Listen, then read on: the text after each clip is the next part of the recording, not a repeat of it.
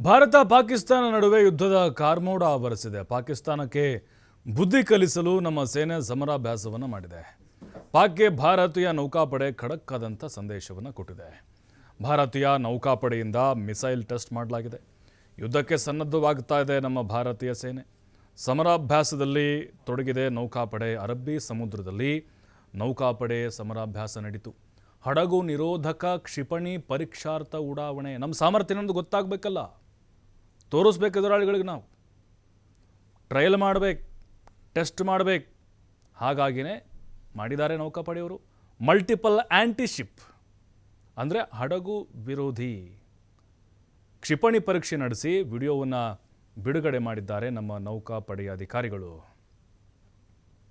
दहशत फैली हुई है।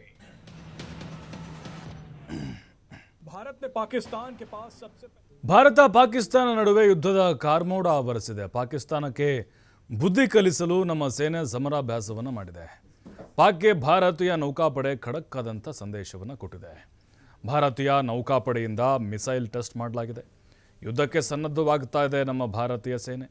ಸಮರಾಭ್ಯಾಸದಲ್ಲಿ ತೊಡಗಿದೆ ನೌಕಾಪಡೆ. ಅರಬ್ಬಿ ಸಮುದ್ರದಲ್ಲಿ ನೌಕಾಪಡೆ ಸಮರಾಭ್ಯಾಸ ನಡೀತು.